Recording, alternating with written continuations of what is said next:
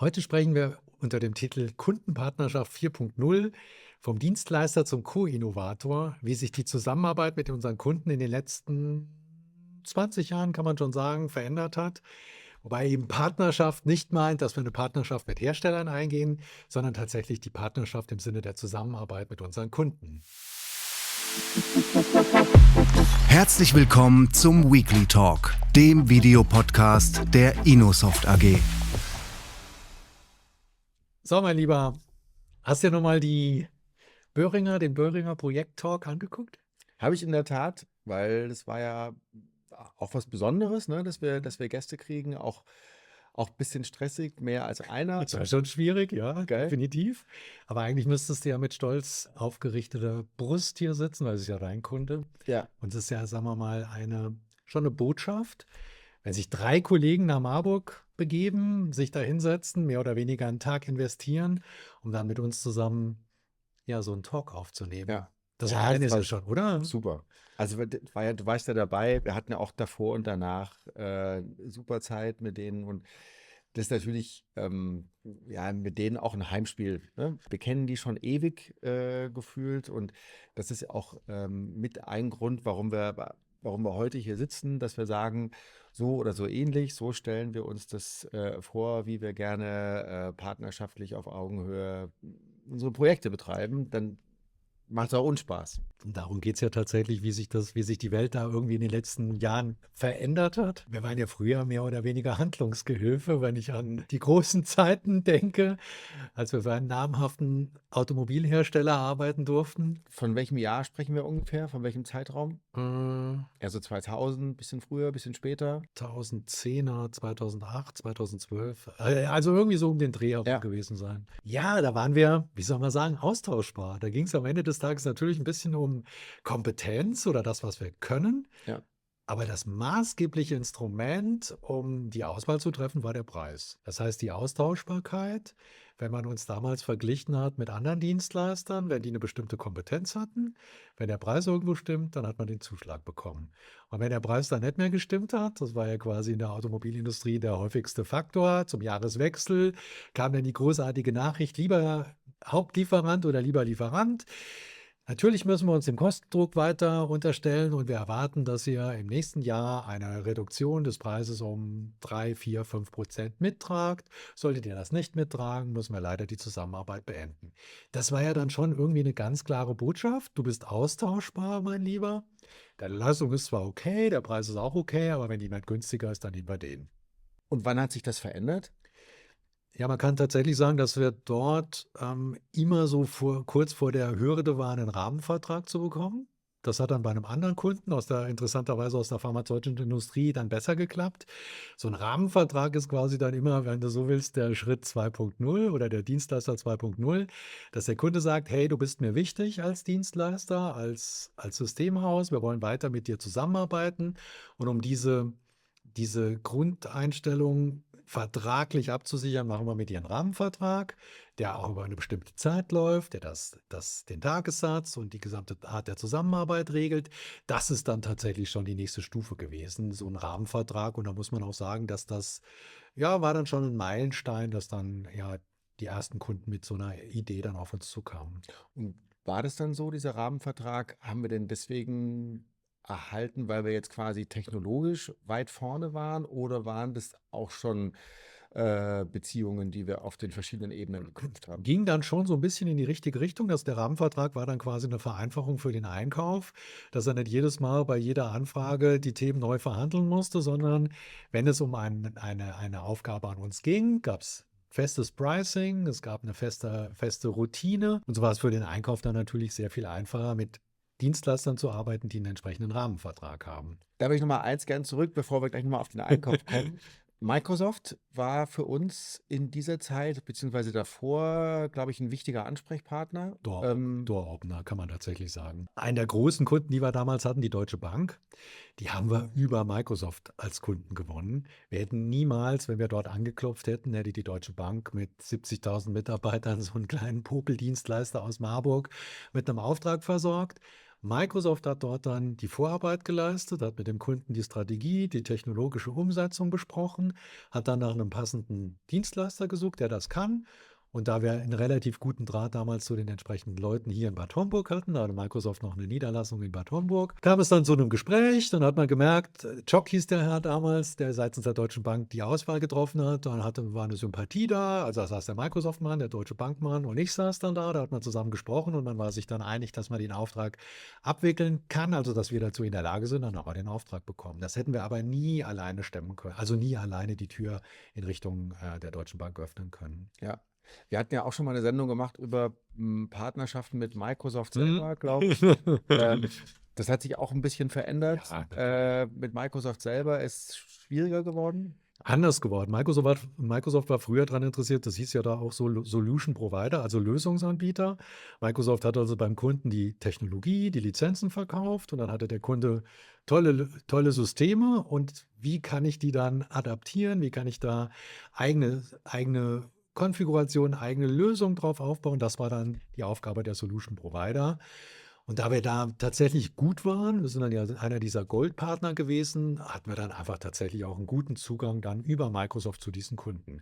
Dann hat Microsoft das Partnermodell gedreht, dann ging es in Richtung Cloud und dann zählte bei Microsoft quasi nur noch eins, welcher Partner kann möglichst viele Lizenzen verkaufen. Und dann waren wir automatisch raus, weil der Verkauf von Lizenzen halt nicht unsere Thematik ist. Ja. Ja, jetzt würde ich gerne mal auf den Einkauf zu sprechen kommen. Das ist so ein ganz besonderes Thema für Ja. dich, was dich auch, weiß ich, auch immer umtreibt. Vielleicht musst du mal kurz ausholen und mal erklären, was ist in einer größeren Organisation, welche Rolle hat der Einkauf und was läuft aus deiner Sicht oder lief aus deiner Sicht sozusagen gut und schlecht? Ja, man kann ganz klar sagen, die Projektsituation in den Fachabteilungen, da haben wir dann tatsächlich immer eine gute Beziehung aufgebaut. Dann haben die gesagt, hey, wir haben eine neue Aufgabenstellung, dann haben wir ein Angebot erstellt und dieses Angebot ging dann erstmal an die Fachabteilung, um es fachlich zu prüfen und danach dann an den Einkauf.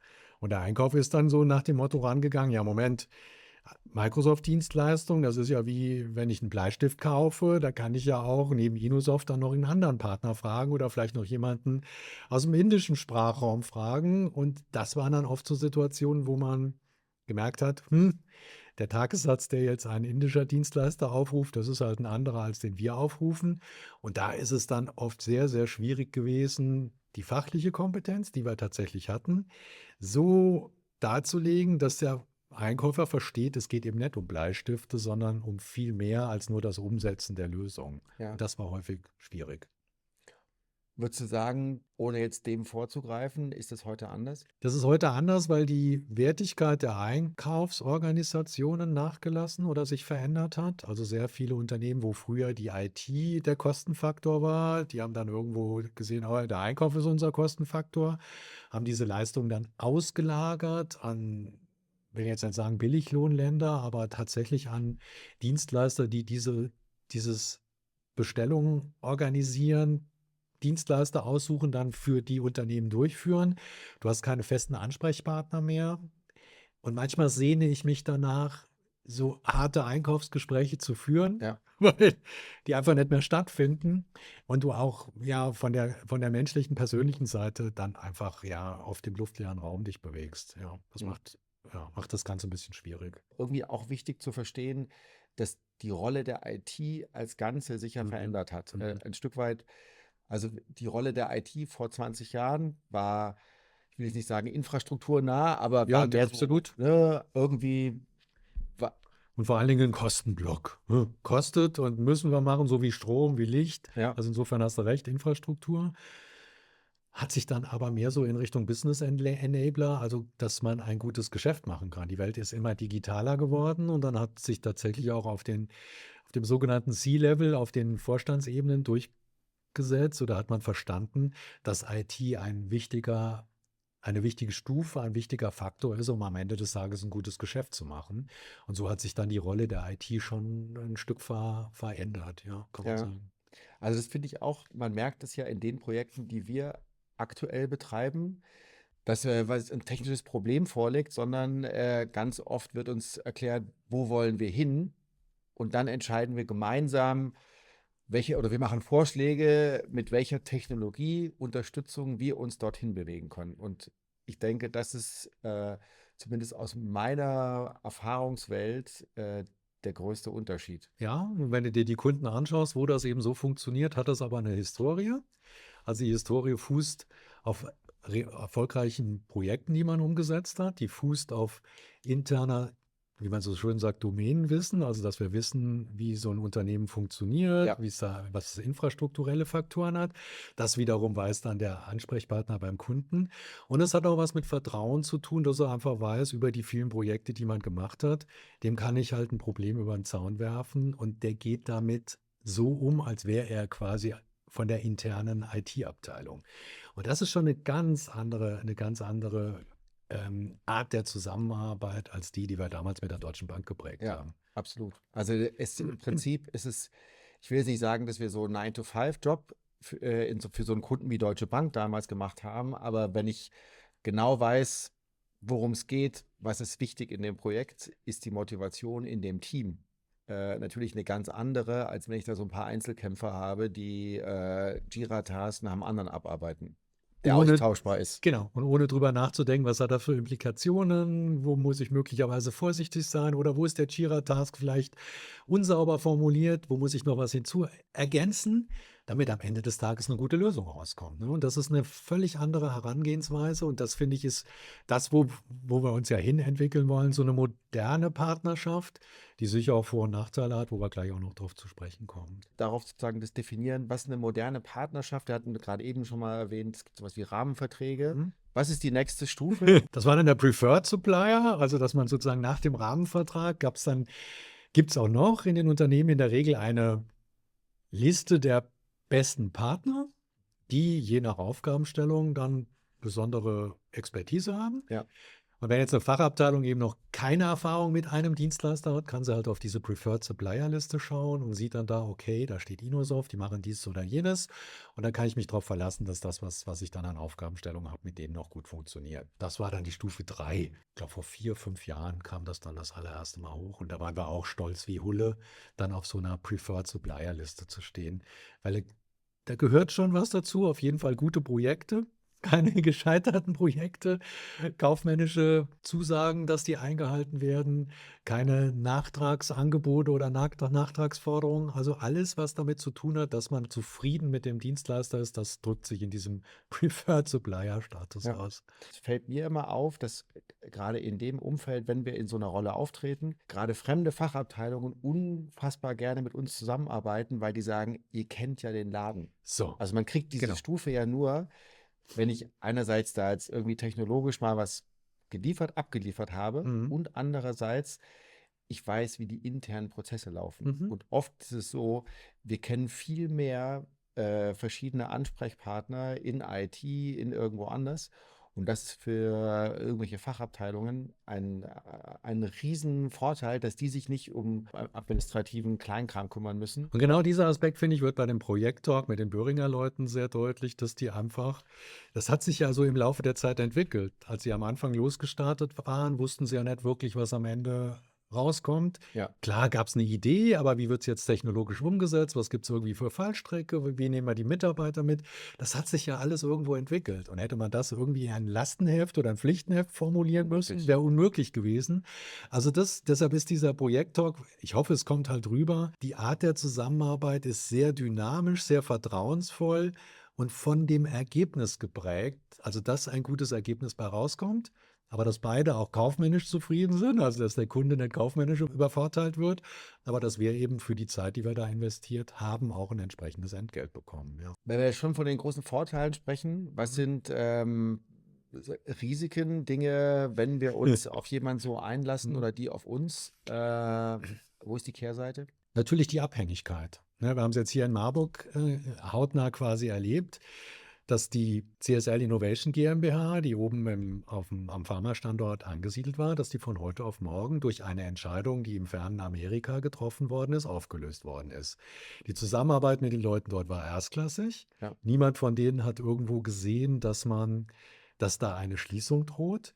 Und diese Abhängigkeit wirkt natürlich auf uns als Partner, weil wir natürlich mit denen auch andere Planungen für nächstes Jahr hatten, die dann jetzt plötzlich wegfallen. Also diese Einlassen auf einen Schlüsselkunden und sich da vertrauensvoll auf beiden Seiten zu bewegen, hat für uns als Dienstleister natürlich auch eine gewisse Implikation, wenn so etwas passiert. Weil du hast Menschen, Mitarbeiter, die du für dieses Projekt dann bereitstellst. Und wenn die dann, ja nicht von heute auf morgen, aber wenn die dann wegbrechen, ist das eine gewisse Abhängigkeit. Und das ist sicher ein Risiko. Was man auch noch erwähnen kann oder sollte, ist, dass wir natürlich neben dem reinen Projektgeschäft, wenn es darum geht, dass wir uns auf Kunden einstellen, dass es auch viele Tätigkeiten gibt, wo wir uns selber fit machen müssen. Ja, Stichwort Innovation. ja, Nicht alles, was wir in einem ja. gewissen Bereich tun, wäre schön, können wir aber nicht alles für eine Rechnung schreiben. Man merkt, wir haben ja jetzt gerade viele Technologien, wo sich Wo wir gefühlt, vorarbeiten wo wir müssen. vorarbeiten Ja. müssen, damit wir im Prinzip auch irgendwas vertreten können, was halbwegs aber was Hand und Fuß hat. Und das ist natürlich für uns immer ein Invest und der geht natürlich ein Stück weit immer in die Richtung, wo wir sehen, okay, da werden wir gebraucht, da möchten wir gebraucht werden und das ist unser Invest. Wobei man das ja jetzt offen sagen kann, das war früher in der Microsoft-Zeit, also als wir da so in Richtung gerade Deutsche Bank gegangen sind, da haben wir oft im Projekt erst gelernt, worum es eigentlich geht. Ne? Also dass dann die Kollegen, die wussten zwar, sie konnten zwar programmieren, aber welche Technologie dann da beim Kunden zum Einsatz kam, das haben wir dann tatsächlich, ja, war so, haben wir dann tatsächlich erst im Projekt erlebt. Das hat sich aber auch kolossal gedreht. Damit kommst du quasi heute nicht mehr weiter. Also die Expertise muss da sein, sonst wirst du im Projekt nicht das Ergebnis erreichen, was in dieser Zeit erreicht werden soll oder erreicht werden muss. Ja. Wie treffen wir die Entscheidungen, in welche Technologie wir investieren, was wir tun? Naja, da haben wir zum einen ja unsere strategische Gruppe, die über der operativen Ebene sich bewegt, wo wir uns regelmäßig dann darüber austauschen. Wo seht ihr Trends? Wo glaubt ihr, dass beim Kunden eine gewisse Vakanz entsteht, also technologisch eine Vakanz entsteht, die wir auffüllen müssen? Und dann beginnen wir damit dann tatsächlich, uns dort dann fitter zu machen über unsere Expertenteams, die Themen dann bearbeiten, vorbereiten, das evaluieren und dann Signale in die Projektgruppen geben. Das ist oft Zeit, die nicht bezahlt wird und das ist auch oft, dass man auf das falsche Pferd setzt, aber das gehört eben insgesamt mit dazu. Die IT ist halt sehr schnelllebig, Technologien ist sehr schnelllebig und da muss man eben gucken, ja, wie man das optimal gestaltet und muss einfach auch damit leben, dass man mal auf das falsche Pferd setzt. Ja. Wie stellst du dir vor, wie wir, wenn wir die Möglichkeit hätten, wie wir in 2, 3, 4 Jahren Projekte betreiben? Ja, also dieses Co-Innovator, was im Titel der heutigen Folge drin steckt, Ja. als dass man mit dem Kunden gemeinsam auch über Ideen redet, die möglicherweise gar nicht umgesetzt werden, die möglicherweise von beiden Seiten ein Invest erfordern, die aber von beiden Seiten zeigen, hey, das Thema ist interessant, wir entwickeln uns, vielleicht entsteht was Gutes dabei, aber wir sind uns beide darüber im Klaren, dass es auch scheitern kann. Also dieses gemeinsame Innovieren, ohne dass beide vielleicht zu Beginn wissen, was dabei rauskommt. Das ist eine sehr interessante Form der Partnerschaft, weil der Kunde sich öffnet, wir uns öffnen und sagen, naja gut, da haben wir vielleicht auch nicht so unbedingt die Expertise. Wir gucken mal die nächsten 3 Monate und schauen, was dann da ist. Und wenn dann was Gutes da ist, kann man immer noch darüber nachdenken, daraus ein Projekt oder eine Umsetzung zu machen. Und das bedeutet nicht unbedingt, dass die Zeit, die wir dann dort rein investieren, uns auch bezahlt wird. Das bedeutet auch nicht unbedingt, dass der Kunde dann ein Ergebnis bekommt. Aber dieses gemeinsame Überlegen und im Fahrwasser was völlig Unbekanntes sich zu bewegen, finde ich sehr interessant. Also hört sich sehr selbstbewusst an. Hm? Da stehen wir ja auch dahinter, weil wir wissen, dass wir es können. Ich denke, ein Grund dafür, um so eine Aussage treffen zu können, ist, wir wissen, dass wir Projekte nicht mit Einzelpersonen betreiben, Mhm. sondern da sind wir in der glücklichen Lage, dass wir komplexe Aufgabenstellungen werden bei uns immer mit, wie will ich sagen, mit einer Mannschaft, aber mit mehreren Personen betrieben. Mhm. Ja, das heißt, wir haben auf der einen Seite einen Data Analyst, dann haben wir da einen Programmierer, Infrastruktur, Security, Schnittstellen. Ganz häufig sind es immer mehrere Personen oder fast immer, die an so einem Prozess beteiligt sind. Und dann haben wir noch jemanden, der den Kunden verstehen soll, mit dem zusammen sowas weiter treiben soll.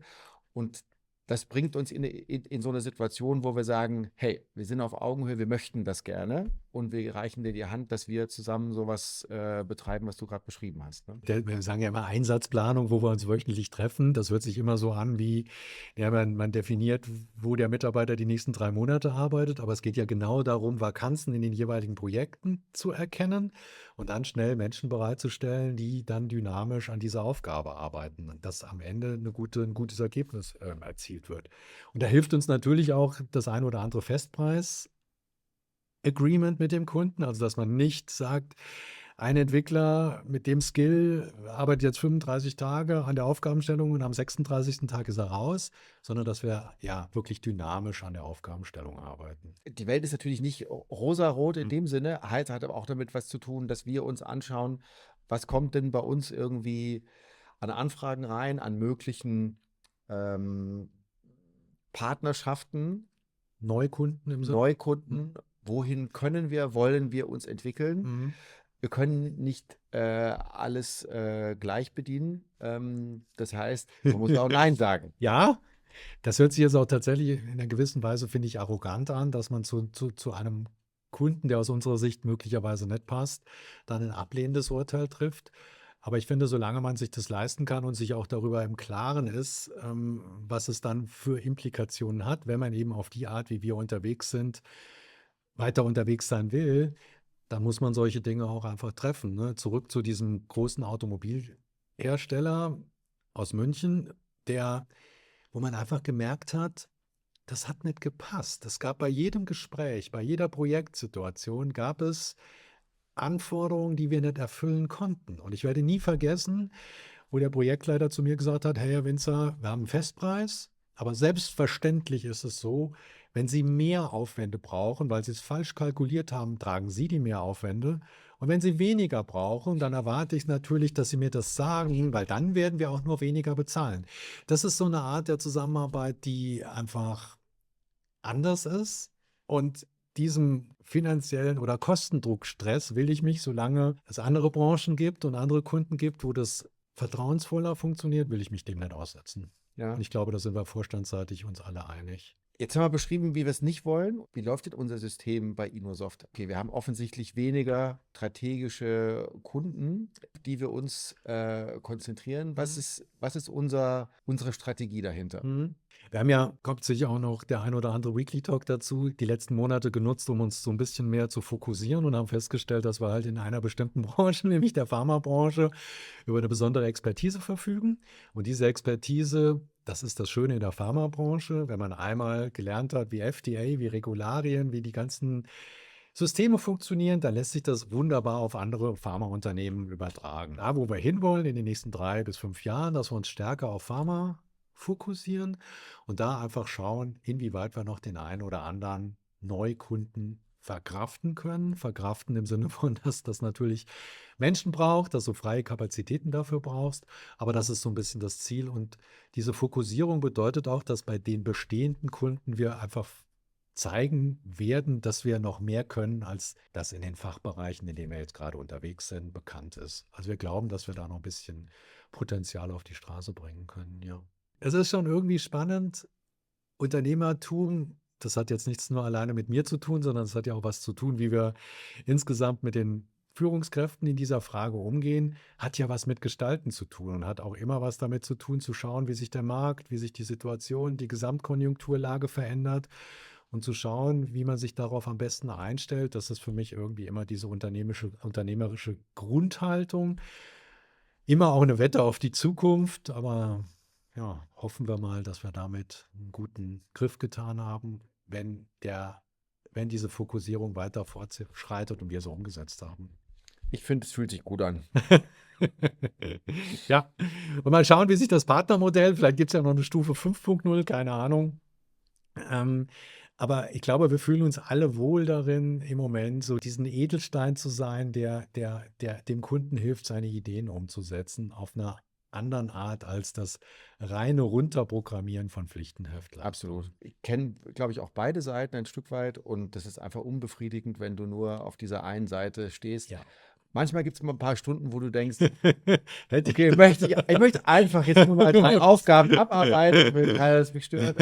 Aber das wird relativ schnell langweilig Ja. und letztendlich sind wir so gepolt, Ja, dass wir mitmachen wollen. ja, absolut. Einfach. Großartig, danke dir. Trotzdem, nein, natürlich war es wunderbar, sehr gut. Es tut dann immer mal gut, wenn man sich quasi einfach ein bisschen auf die Fragen nicht konzentrieren muss, sondern auf die Antworten. Das ist dann auch mal eine andere schöne Situation. Prima. Danke. Und Ihnen, wie immer, vielen Dank für Ihre Zeit. Bleiben Sie gesund und uns gewogen und bis zum nächsten Mal. Ciao.